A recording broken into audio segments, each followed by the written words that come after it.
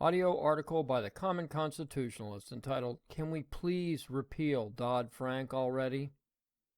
As most are aware, the government's response to the mortgage banking crisis was the passage of the Wall Street Reform and Consumer Protection Act, commonly known as Dodd-Frank, for the namesakes and supposed authors of the bill, Dodd and Barney Fwank. Dodd-Frank was signed into law on July 21, 2010, by our dear former President Obama. Practically the day after passage, Republicans came forth en masse to protest the law and vow to repeal it. Well, it's been 7 years. How about it? Yesterday, Senator Orrin Hatch declared Dodd-Frank to be, quote, worse than Obamacare. I think it's one of the worst bills that's ever been passed through Congress.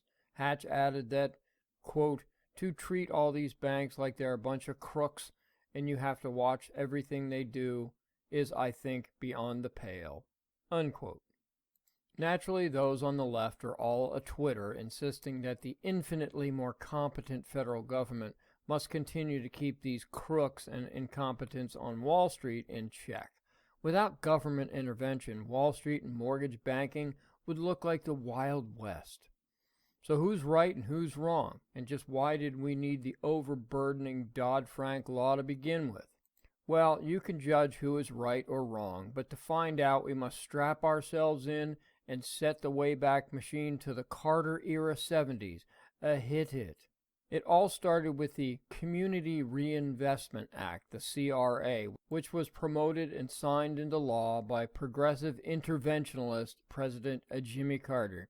As is progressives' wont, Carter's plan through the force of government was to provide affordable housing to those liberals deemed less fortunate. According to progressives, the government is arbiter of what is equitable and can always fix any problem. And you see, it's simply not fair to deny people the right to affordable housing, or even unaffordable housing. As one would expect during the Reagan years, Carter's grand plan just languished in the shadows. It wasn't until our next progressive, Bill Clinton, that the CRA got legs. Actually, more like wings or a jetpack. Clinton rediscovered Carter's plan and pumped it full of steroids. Through the power of his Justice Department and his stooge Janet Reno, he forced banks to offer mortgages to those who could not afford to purchase, nor had a prayer of ever paying them back.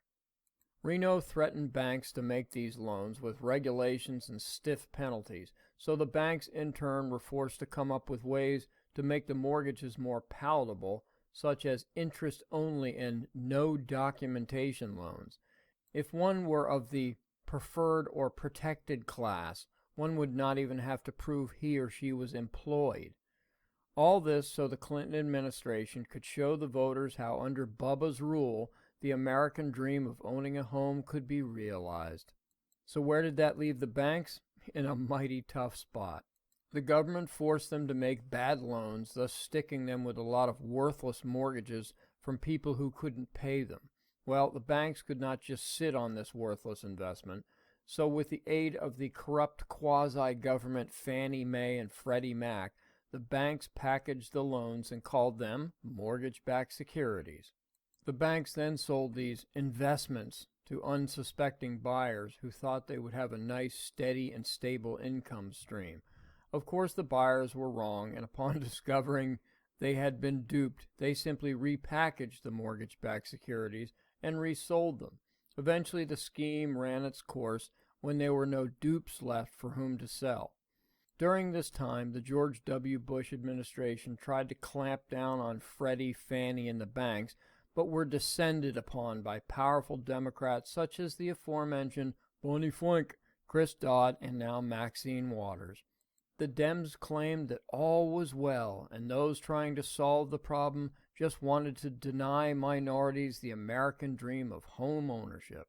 And that, in a nutshell, was the cause of the housing crisis and subsequent financial meltdown. And once again, we are witness to another demonstration of the government causing a problem, then swooping in to attempt to fix it.